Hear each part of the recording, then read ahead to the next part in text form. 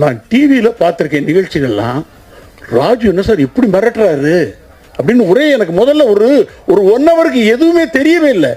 எனக்கு தெரியும் எப்போல்லாம் சார் நல்லா இருக்கீங்களா, எப்படி இருக்கீங்க சார், இருக்கேன் சார், ஓ சார் தட்ஸ் அண்ணா சூப்பர்ண்ணா.